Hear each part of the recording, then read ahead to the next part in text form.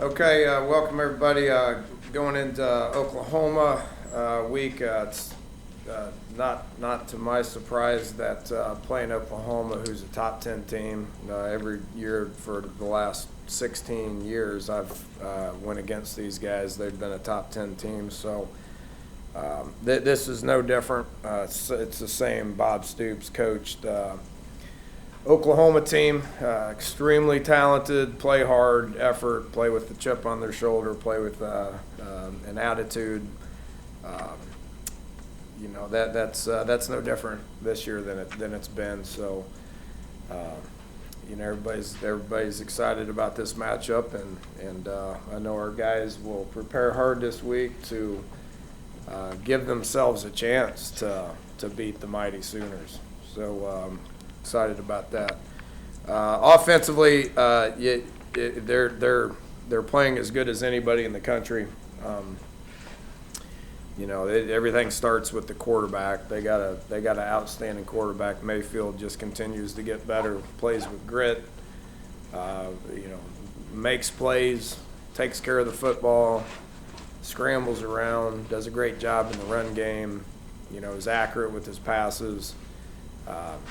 What he's doing with the Westbrook dude is impressive. I haven't seen a combo put up with these kind of numbers in a long time here recently. Slow didn't have the start that they wanted, but over the last 6 games, what they've done is really impressive. So that'd be a challenge. He's the best receiver we've went against. There's no doubt. And then the running back combination that they got. OU's always going to try to run the ball.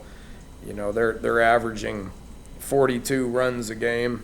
They're running it more than they're throwing it, and they're throwing for a ton of yards, over 340 yards a game. But they're going to get their run game going. They're going to run it first. Their run pass ratio is similar to ours.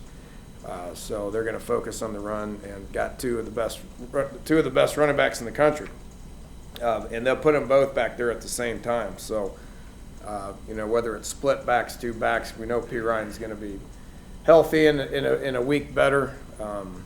We've seen what he can do for a couple of straight years.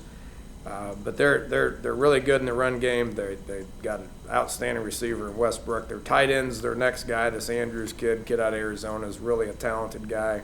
Big, can block, do different gaps, but is a huge receiving threat as well. So their O-line, they're getting better.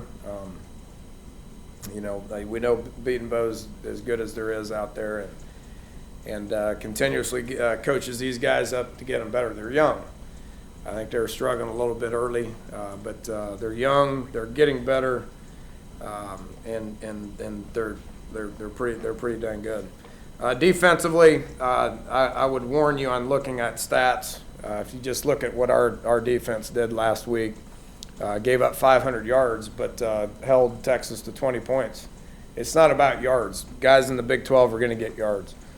Oklahoma's given up some yards, but they're a good defense. They've been battling a lot of injuries. They're getting guys back that are healthy. They're playing a lot of young kids. They're starting 2 true freshmen, and got, I think, 6 or 7 of 8 of them in there 2 deep that are true freshman bodies. So they're going to get guys back. Who knows how many of those guys that are hurt are going to be able to play. We're expecting them all to. Which is going to give them the depth that they're used to and the players that they're used to. With that said, they got guys that can fly around and make plays. Same secondary we went against last year. Same scheme. Bob and Mike have been doing it for a long time. The two arguably the 2 best defensive minds in football. So those guys are playing well and know us extremely well. Special teams, always something they've been good at. They do a great job with their cover teams. You can recruit good bodies just like Texas can. You can recruit good bodies at Oklahoma, so they're going to have big, fast guys that can run down the field and cover, and then set up returns. With Westbrook and Mixon, their return games probably the most dangerous in the country. Westbrook has changed games. P. Ryan's back there averaging I'm sorry, Mixon's been back there averaging almost 30 yards on kick returns. So two of the best when it comes to offense, two of the best when it comes to returners. But what makes great special teams is having adequate bodies that can run fast and tackle and run fast and block. So that'd be challenging as well. Yeah, we're excited about a top 10 matchup, Morgantown, Saturday night, 8 o'clock. All that's good, but what our team focuses on is the next game. That's what this group has done. Let's prepare hard to put ourselves in position. But I know the atmosphere is going to be great. I'm happy for Mountaineer Nation to be able to have this to look forward to on Saturday night. We'll get ready to play and put a good product out there that they can be proud of. Coach Hunter? Is it hard for kids to block out outside noise in moments like this? Well, yeah, with telephones and social media and all that, it is. There's going to be buzz around campus. We've played in some big games. I mean, none bigger than the one we played last week. I mean, that was a pretty big one that I thought our guys did a good job of just focusing in on what it is. It better not affect them. If it does, we won't win. So you got to focus on the next one. If you're fortunate enough to go win this one, then the most important one's the next week. Going to Iowa State, you think that's going to be easy? I mean, it could be the most challenging game we got. So, you got to be in a routine. We got good older kids that understand that all we do is preach about what's important is the next one, worry about what you control, block everything out. Didn't listen to people when they said we were bad. Don't listen to them when they say you're good, that sort of thing. It's been a constant communication all year when it comes to that. So I think our guys are at a point where they know how to block everything out. Dana, you mentioned their running backs. What about your running backs? What's the situation with them? Kenny McCoy, I thought played well. That's why he was our player of the week. For a true freshman to stand in, get in there and not, it didn't affect him at all. And he was about the only one we played when it gets right down to it. I mean, I've been saying you got to have a second guy and a third guy and probably a fourth guy in order to get through a game. If we could have not turned the ball over and moved the ball a little bit better, then we probably would have had to went to somebody else. Eli took some snaps off of him. Petaway was ready to go. He practiced all week. Didn't think Russ could go, put him in, couldn't go.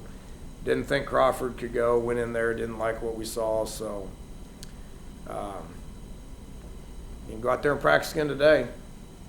Guys want to play, they got to practice. So we'll see if they do that. Dan, was Crawford something new, or did he aggravate? It's the same thing. They got a lower extremity injury down below the waist. So they've been dealing with the same thing.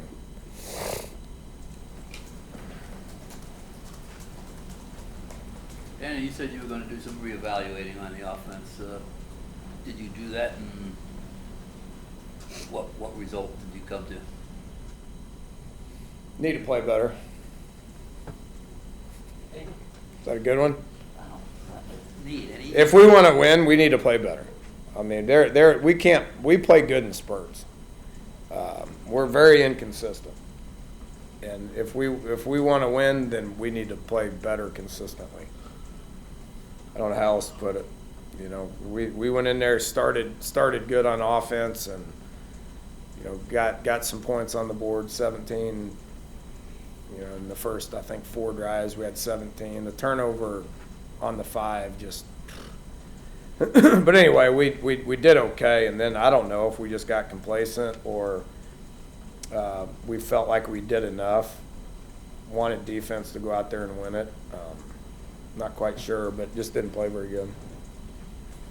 Need to be more consistent. And I'm not talking about consistently making big plays. I'm talking about consistently making average plays. Coach, have you changed your philosophy style as a coach, and how have you changed over the 6 years you've been here? In regards to what? As they're just coaching style, I know you're looking more defense now, it seems like you're spending more time with the defense. I didn't notice that when you first, do you feel like you've changed as a coach since you've been here? Yeah, I have. I mean, when I first got here, I was an offensive coordinator. There is a point after our first year in the league, and we've talked about this a lot, but after the first year in the league, we started doing some things differently. How we practice, how we call plays, how we,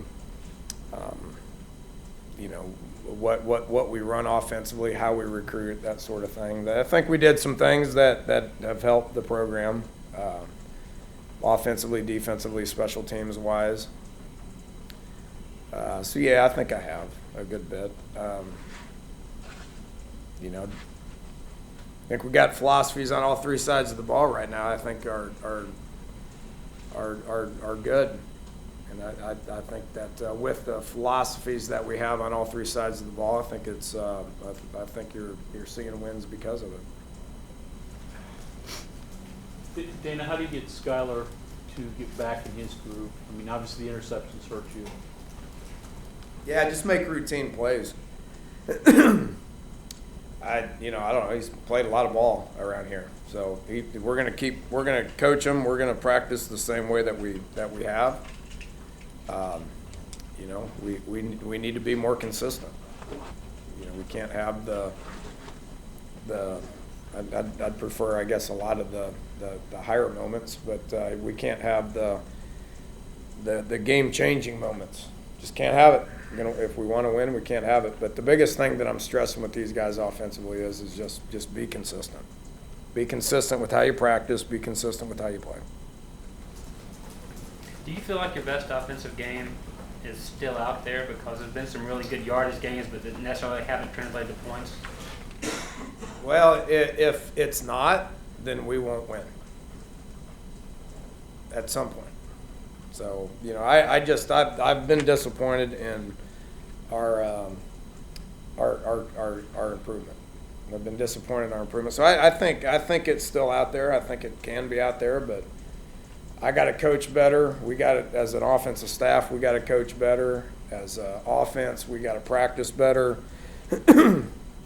It'd probably help to get a little more healthy than we are right now.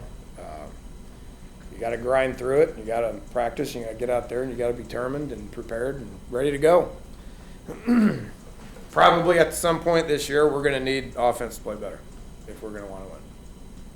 Do you think your best attributes as a team that you don't show up in the box with the way you guys have won games? I would say that's the main reason we've won.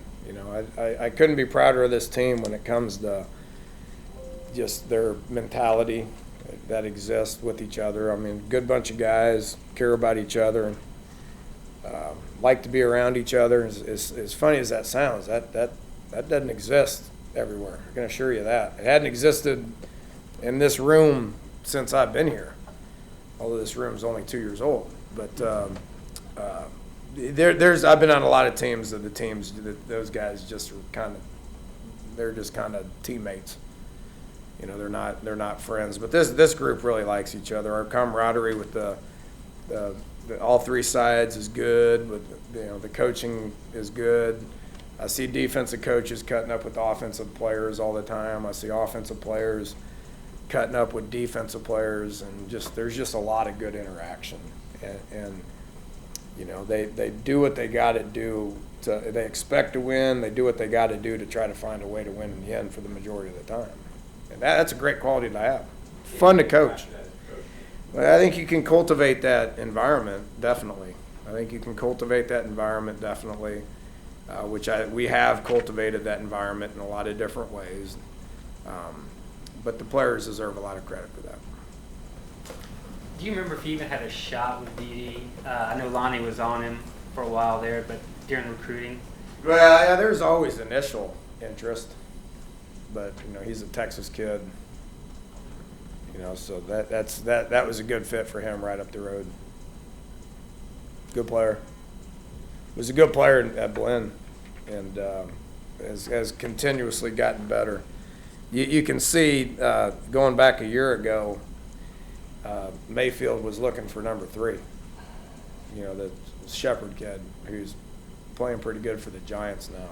But now he's looking for him, you know, which is why the numbers are going up. But they're 2 great players. And again, Westbrook's doing things that are pretty impressive.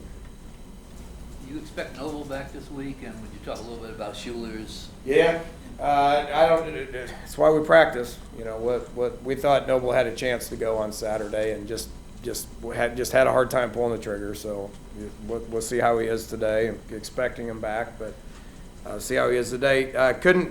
Can't say enough about Schuler and Reese Donahue. Both those cats, you know, 2 freshmen going into that game. Schuler got his first start, played well.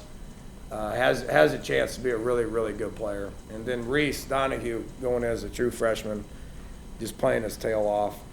He's got a bright future here as well. In offensive line, you did some juggling at Texas. Decide what you want to do there moving forward, or? Yeah, just we'll keep moving them around. I think the best I would like to get our best 5 out there and just play them every snap. That's just really not reality. You know, you got to give guys a break every now and then, and you know, we feel like we got 7 guys right now. You know, with the 5 starters, Grant and Marcel, that have played. You know, those guys are all going to play. You know, they gotta play good. If they don't, then we'll keep rotating people. But I would expect that to continue as the year goes on. And, this may be just my observation, but it seems like with the way offenses have gone and it's fast and a lot of points, that some teams like to have it easy.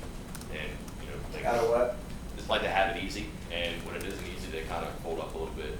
I guess, to what part of your success, all these struggles you talked about, that you all have been able to accept that it's not going to be easy and still, you know, stay in your lane and win 24-20, but also you've had those games you have thrown up points in earnest too. And it's not like one identity, I guess. Well, you know, let's not forget the opponent might have something to do with that.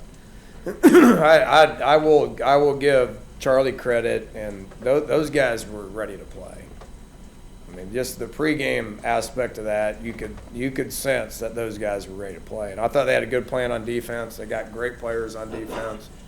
They're going to get better and better and better. You know, they may have had something to do with our struggles offensively. So there's that. Everybody, I mean, it's human nature to want it to be easy, but that's not reality in college football. I mean, everything's hard. You know, we talked about that. Everything about my job's hard. Everything about our assistant coach's job's hard because it's so competitive. I mean, every week you're looking at a group that's doing the same stuff, you know, with a lot of the same players, so it's hard. You know, if you want to be successful, you got to be mentally tough, and you got to put the last one behind you and go out and attack practice on Tuesday, Wednesday, Thursday, and Friday, and get prepared to go play your best on Saturday. I mean, there's nothing easy about that. If it was easy, everybody'd do it. Coach, with just the way Coach Gibson, if you can talk about with the kids on defense and the younger guys, the way they progressed, and just if you could speak on that a little bit, please.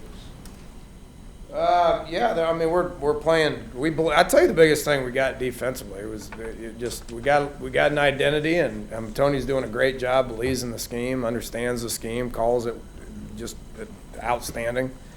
Got older players that understand what to do and go out there and they play. And then if you don't have younger guys like Schuler and Reese and you know, Toyas Avery went out there and we got some good quality snaps out of him. You know, if you don't have a good combination of that, then you don't have depth. So a group that believes in what they're doing, a group that believes in the scheme, understands the scheme, coaches that get it, and getting the most out of our guys defensively, I can say that. Proud of that as well. And how's Draven doing? Recovery. Good. Yeah, we took him and Jaleel this week. We took him on the trip to Texas. They wanted to go. Jaleel is a lot farther along. There's a chance he'll get cleared for the bowl game. So we may get him back in December. But Drayvon's good. I mean, he comes into the meetings a lot and interacts with the guys. You know, if you tell me we're going to Texas and going to hold them to 20 points, win the game without our two best defensive players, Drayvon and Noble, say, woo, that'd be tough. You know, but that says a lot about our defense, our coaches, our guys that, you know, just get guys plugged in and they don't want to let anybody down. They want to go in there and they want to play hard. You've had 3 members of the White family here producing for you. You probably wish you had them all for 4 years, but what binds them together? And is there something special about that family, maybe, other than just athletic ability? Oh yeah, they're a very, very tight knit family. It's been fun getting to know them. You know, Mom and Dad are awesome. They, you know, I've been to their house a couple of times. They've been to my house a couple of times, just through the recruiting process. But it's, you know, with the bond that they have. You know, talking about, you know, what Kevin had with with DeKeel and Wendell, carried over to Karan coming in for a year, having that same relationship with DeKeel, and then Kaiser comes in.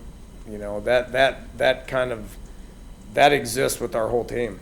You know, but what that family is a special family. They're very close. You know, their older brother's a good dude that's always around, comes to all the games. You know, the younger sister just signed with Auburn as a basketball player. Very, very talented family, but a very tight-knit family that cares about each other. You know, and when you have that kind of support, you tend to do good. So it's been fun to get to know them. You know, glad we got them for another year. I don't know if I ever find a family or meet a family like it. From the ability, but just quality people. Along those lines, Dana, what do you think of Karan's improvement? He's getting better. He's getting better. He's getting better, becoming more consistent. There is you know, he's still got a long ways to go. Kaiser's got a long ways to go. They both do. They're both on track to being really good. They're on track to being really good. The leadership of Al Rasheed, how important has that been for your defense? He's the vocal guy. Love Al. You know, recruited Al. You know, and Al overcame a lot to get here, and it's been great. You know, waited his turn. You know, we talked about this beginning of the year. You know, he goes in for, you know, Jared Barber was a huge presence for us last year, and he went out game 2. Al went in there as the player of the game. You know, but Al was huge on special teams. What Al did on special teams for us last year, we're getting that out of Marvin Gross right now, out of Xavier Preston right now. Sean Walters is doing that. But now Al's in a middle linebacker team leader type situation. So he's our vocal leader, you know, makes all the calls on defense, you know, trust him. Is just a very, very huge presence and a positive leader.